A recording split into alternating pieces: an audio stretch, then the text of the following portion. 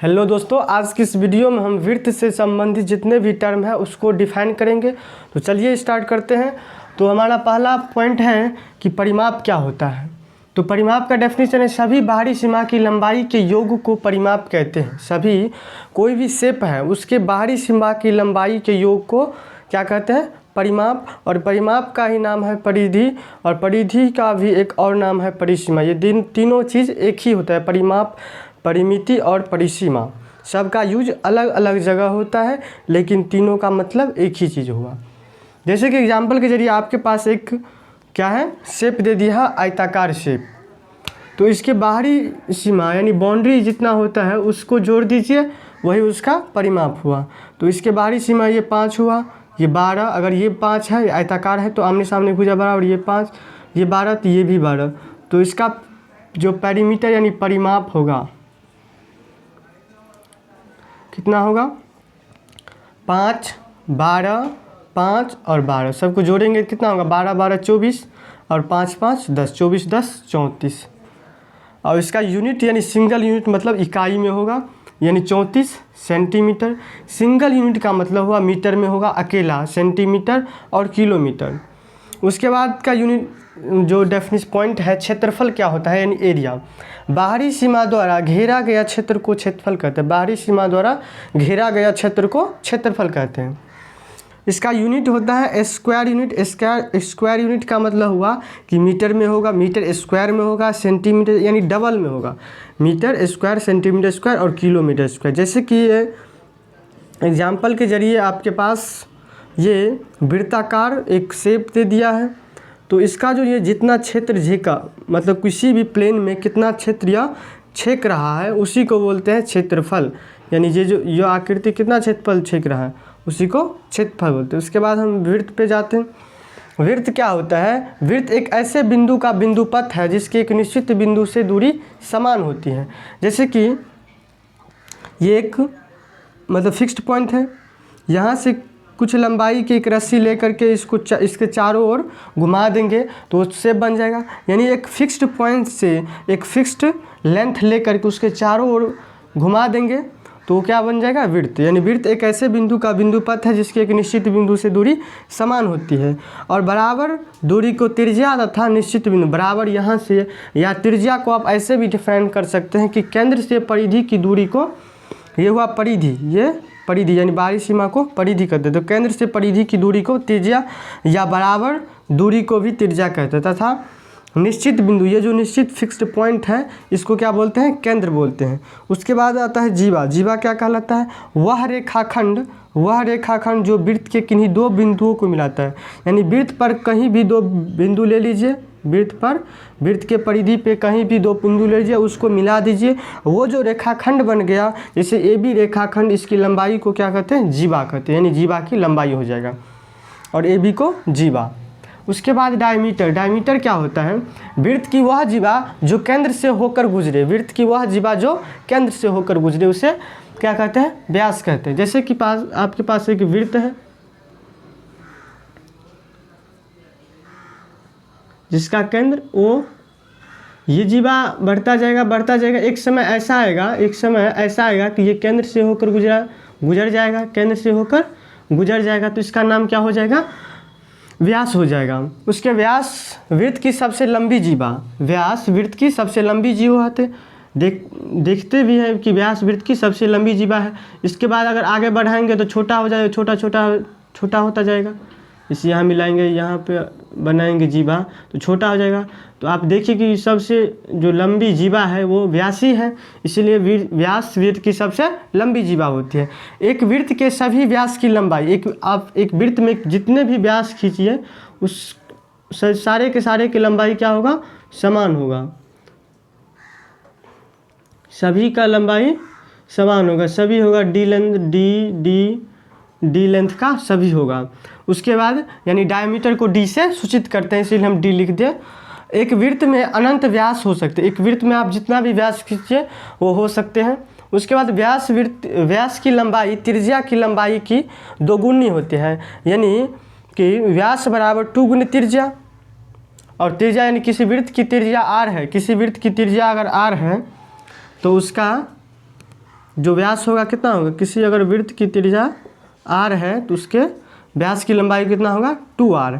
उसके बाद सकेंद्रीय वृत्त क्या होता है, दो या दो से अधिक वैसे वृत्त जिनका केंद्र तो समान हो लेकिन त्रिज्याएं अलग अलग हो। ये इसी तरह से इसको डिफाइन किए हैं कि दो या दो से अधिक वैसे वृत्त जिनके केंद्र एक ही हो, मतलब केंद्र एक ही हो लेकिन त्रिज्याएं क्या हो, भिन्न हो। जैसे कि ये छोटा वृत्त फिर बड़ा, देखिए इसका केंद्र सबका एक ही है, O केंद्र है लेकिन त्रिज्या बढ़ता गया, तो इसी को बोलते हैं सकेंद्रीय वृत्त। उसके बाद है वृत्त की चाप। क्या होता है वृत्त की चाप, तो दो बिंदुओं के बीच वृत्त के भाग को वृत्त का चाप कहते हैं। जैसे कि एक वृत्त है, यहाँ पे इसका केंद्र O हो गया, A पॉइंट ले लीजिए और B पॉइंट लीजिए, तो यहाँ से यहाँ जो वृत्त का भाग हुआ इसी को क्या बोलते हैं, वृत्त की चाप। तो AB वृत्त की चाप होती है, इसको ऐसे डिनोट करते हैं, AB वृत्त की चाप हुआ। तो वृत्त के चाप को संकेत में इस तरह से डिनोट करते हैं, वृत्त के चाप को संकेत में इस तरह से डिनोट किया जाता है, यानी कर्व ऐसे कर दीजिएगा तो वो चाप का नोटेशन हो गया, यानी सूचित करते हैं इस तरह से। तो इन पॉइंटों को आप लिख लीजिए, फिर आगे हम बढ़ते हैं।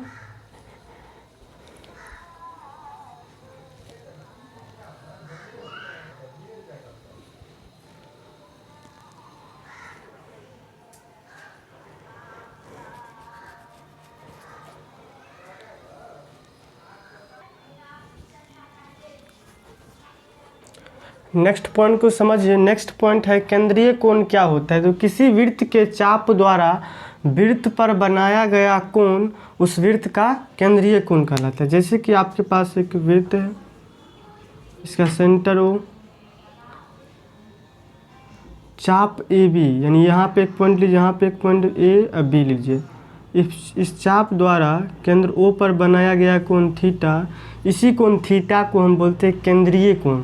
यानी किसी वृत्त के चाप द्वारा केंद्र पर जो कोण बनता है उसी को बोलते हैं केंद्रीय कोण। नेक्स्ट पॉइंट है कि छेदक रेखा यानी सेकेंड लाइन या प्रतिच्छेदी रेखा किसे बोलते हैं, इसी का नाम है, एक और लिख लीजिए, प्रतिच्छेदी रेखा। प्रतिच्छेदी रेखा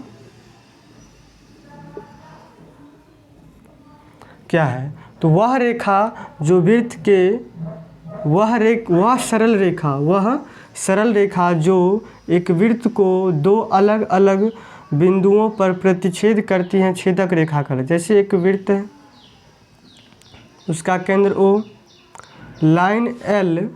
लाइन L इस वृत्त के दो पॉइंट A और B पर प्रतिच्छेद करती हैं, तो इसी रेखा को हम बोल लेंगे छेदक रेखा, यानी लाइन L, यानी रेखा L क्या है, प्रतिच्छेदी रेखा है, क्योंकि यह वृत्त के दो बिंदुओं पर प्रतिच्छेद करती हैं A और B पर। उसके बाद स्पर्श रेखा क्या है, स्पर्श रेखा यानी टेंजेंट लाइन, वह सरल रेखा जो किसी वृत्त को एक और केवल एक बिंदु पर प्रतिच्छेद करती है। जैसे कि एक वृत्त है जिसका केंद्र O और ये वृत्त को एक पॉइंट P पर प्रतिच्छेद करती है लाइन L, तो इस लाइन L को यानी रेखा L को क्या कहेंगे, स्पर्श रेखा कहेंगे। उसके बाद आता है तिर्यखंड क्या है, तो वृत्तीय क्षेत्र का वह भाग जो दो त्रिज्याओं और उस त्रिज्याओं के संगत चाप द्वारा घिरा हुआ हो। जैसे कि एक सर्कल है, एक वृत्त, दो त्रिज्याओं, जैसे ये त्रिज्या और ये O, A और B, तो A त्रिज्या और OB त्रिज्या और इस OA और OB त्रिज्याओं के संगत चाप AB द्वारा ये घिरा हुआ ये जो क्षेत्र होता है इसी को बोलते हैं क्या, तिर्यखंड। तो ये इसी संगत यानी लघु चाप द्वारा घेरा गया खंड को लघु तिर्यखंड, तो ये हुआ लघु तिर्यखंड, लघु तिर्यखंड। उसके बाद लघु तिर्यखंड को छोड़कर जो शेष भाग बच गया उसको क्या बोलेंगे, दीर्घ तिर्यखंड। तो ये हुआ दीर्घ तिर्यखंड। और इसका क्षेत्रफल क्या होता है वो बता देता हूँ, नहीं तो आगे हम बताएंगे, पहले समझ लीजिए। वृत्तखंड क्या होता है? वृत्तीय क्षेत्र का वह भाग जो एक जीवा और संगत चाप द्वारा घिरा हुआ हो वृत्तखंड कहलाता है। जैसे कि एक वृत्त है, इसके जीवा ए बी, जीवा ए बी, और इस जीवा के संगत चाप इस द्वारा जो क्षेत्र ये घिर गया है इसको क्या बोलेंगे? वृत्त का खंड, यानी वृत्त का एक खंड हो गया। तो यानी लघु चाप द्वारा ये घिरा हुआ है तो लघु तिर्यक खंड, और शेष भाग जो बच गया उसको क्या बोलेंगे? दीर्घ तिर्यक खंड। तो ये हुआ वृत्तखंड, दीर्घ वृत्तखंड, दीर्घ वृत्तखंड। यानी ऊपर वाला पार्ट हो गया दीर्घ वृत्तखंड, नीचे वाला पार्ट लघु वृत्तखंड। उसके बाद पहिए, यानी किसी पहिए द्वारा एक चक्कर में तय की गई दूरी को पहिए की परिधि कहते हैं। जैसे कि एक पहिया सड़क पे है, यहाँ पॉइंट ए है, ये फिर से दोबारा घूम करके इस तरह से घूम करके और थोड़ी दूर चल करके फिर ये पॉइंट ए पर आ गया, तो ये एक पहिया मतलब एक बार जो चक्कर लगाया पहिए की परिधि के बराबर होगा। उसके बाद चक्कर बराबर क्या होता है? दूरी बट्टा परिधि। ये बात याद रखिएगा, इनको याद रख लीजिएगा। उसके बाद इसको नोट कर लीजिए, आगे हम बताते हैं।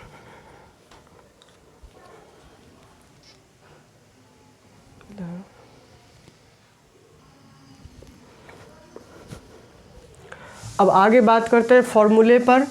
सबसे पहले हम वृत्त का फॉर्मूला पूरा नोट करवा देते हैं।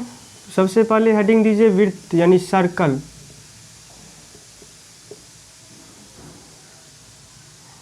एक सर्कल ड्रॉ कर लीजिए, केंद्र O, त्रिज्या R। तो सबसे पहला वृत्त का क्षेत्रफल क्या होता है? वृत्त का क्षेत्रफल, तो वृत्त का क्षेत्रफल होता है पाई आर स्क्वायर, जहाँ आर वृत्त की त्रिज्या है। उसके बाद वृत्त का परिधि 2 पाई आर, और वृत्त का व्यास बराबर 2 गुने त्रिज्या,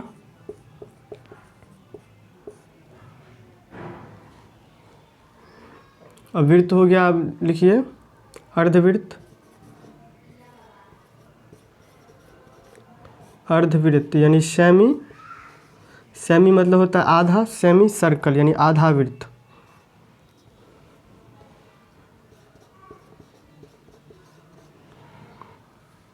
जैसे कि एक वृत्त है, इसका आधा पार्ट को क्या बोलेंगे? अर्धवृत्त। केंद्र O, त्रिज्या R।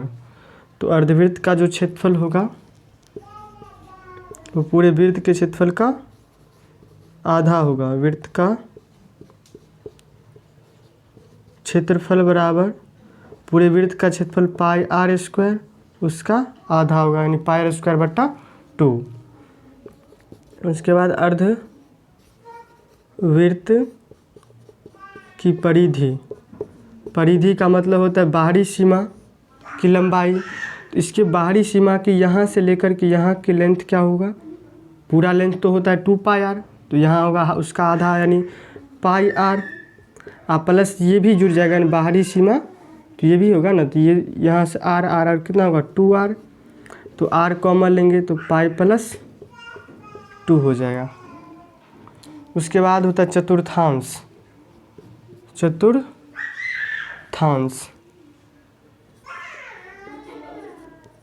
चतुर्थांश यानी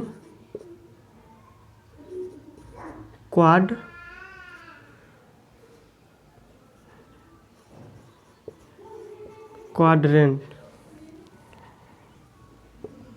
यानी पूरे वृत्त का चौथा भाग, पूरे वृत्त का चौथा भाग, यानी इस भाग को क्या बोलेंगे, क्वाड्रेंट। त्रिज्या कितना, सेंटर ओ, त्रिज्या आर आर। तो चतुर्थांश का क्षेत्रफल क्या होगा, चतुर्थांश का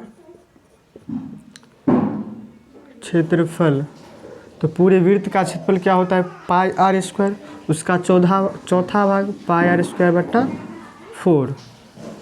उसके बाद चतुर्थांश की परिधि, चतुर्थांश की परिधि, तो पूरे वृत्त की परिधि यहाँ से यहाँ लेकर कितना 2 पाई आर होता है। इसका चौथा भाग हमें लेना है, इसका चौथा भाग, यानी 2 पाई आर का चौथा भाग, और प्लस ये भी जुटेगा, यानी ऐसा हो जाएगा, ये फिगर इस टाइप से बन जाएगा, इस टाइप से बन जाएगा ये फिगर, इसी को चतुर्थांश बोलेंगे। तो ये भी बाहरी सीमा, तो ये भी हुआ, तो आर और आर 2r, 2 से 2 दूनी 4, यानी हो जाएगा पाई आर बट्टा 2 और प्लस 2r, पाई आर बट्टा 2 प्लस 2r हो जाएगा।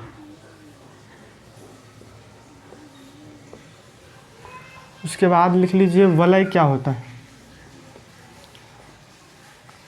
वलय का क्षेत्रफल, यानी दो सकेंद्रीय वृत्त के बीच का जो क्षेत्रफल होता है वो वलय होता है। जैसे कि दो सकेंद्रीय वृत्त ले लीजिए,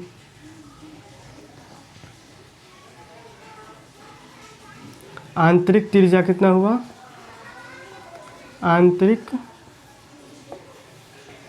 त्रिज्या स्मॉल आर मान लीजिए, जिसके बीच का केंद्र, बीच में केंद्र होगा आर, और बाहरी त्रिज्या यानी बाहर वाले वृत्त का त्रिज्या कैपिटल आर, और अंदर वाले वृत्त की त्रिज्या स्मॉल आर। तो आंतरिक त्रिज्या स्मॉल आर और बाहरी त्रिज्या कैपिटल आर, बाहरी त्रिज्या कैपिटल आर। तो इसके बीच का जो ये क्षेत्रफल होता है, ये जो क्षेत्रफल, इसी को बोलते हैं वलय। तो वलय का क्षेत्रफल होगा, वलय का क्षेत्रफल बराबर बाहरी वृत्त के क्षेत्रफल माइनस आंतरिक वृत्त का क्षेत्रफल, बाहरी वृत्त का क्षेत्रफल माइनस आंतरिक वृत्त का क्षेत्रफल। तो बाहरी वृत्त की त्रिज्या कितना है, आर कैपिटल आर, उसका क्षेत्रफल होगा pi capital R square minus आंतरिक वृत्त की त्रिज्या small R pi are square, यानी small R square. Pi common को लीजिए तो R square minus R square, A square minus B square कितना होगा, A plus B into A minus B. उसके बाद लिख लीजिए त्रिज्यखंड, त्रिज्यखंड, त्रिज्यखंड का क्षेत्रफल, ये वृत्त त्रिज्याओं द्वारा काटा गया खंड, ये थीटा एंगल बना हो, सेंटर ओ ए बी। तो त्रिज्यखंड का क्षेत्रफल होगा, त्रिज्यखंड का क्षेत्रफल। तो देखिए 360 डिग्री में, यानी यही क्षेत्रफल हमें निकालना है, ये वाला पूरा क्षेत्रफल।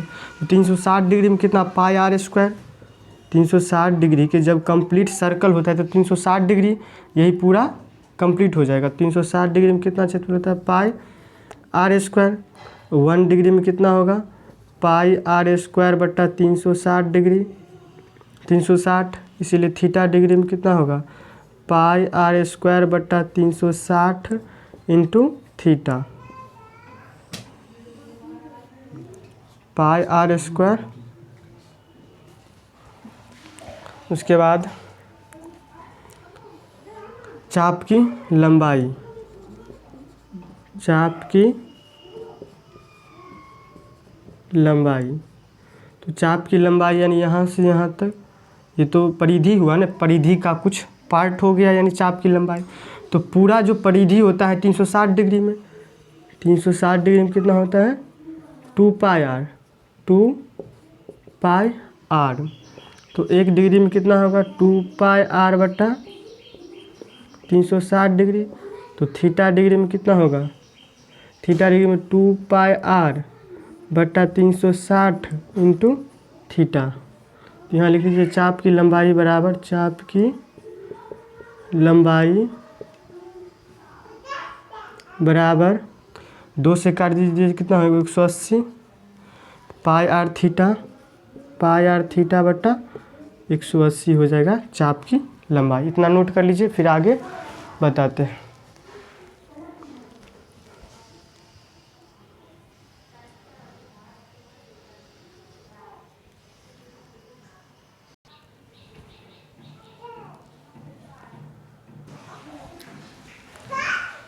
उसके बाद नेक्स्ट हेडिंग दीजिए वृत्तखंड।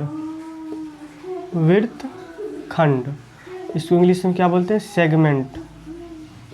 सेगमेंट तो जीवा और संगत उस जीवा के संगत चाप द्वारा घेरा गया क्षेत्र को क्या बोलते हैं, वृत्तखंड। इसका सेंटर O यहाँ से मिला दीजिए। तो देखिए त्रिज्या R और R हुआ, तो इस थीटा यहाँ एंगल बन गया। इन दोनों त्रिज्याओं के बीच का एंगल कितना है, थीटा। तो देखिए ये भी अगर इस त्रिज्यखंड के क्षेत्रफल में से इस त्रिभुज का क्षेत्रफल अगर हटा देंगे, त्रिज्यखंड के क्षेत्रफल में से अगर त्रिभुज का क्षेत्रफल, तो वृत्तखंड का क्षेत्रफल निकल जाएगा। तो वृत्तखंड के क्षेत्रफल बराबर लिखिए, वृत्तखंड का क्षेत्रफल बराबर क्या हो जाएगा, त्रिज्यखंड का क्षेत्रफल, त्रिज्यखंड का यानी वहाँ ओ दिया है AB और यहाँ P लीजिए पॉइंट। तो त्रिज्यखंड OAPB का क्षेत्रफल, PB का क्षेत्रफल माइनस त्रिभुज OAB का क्षेत्रफल, माइनस त्रिभुज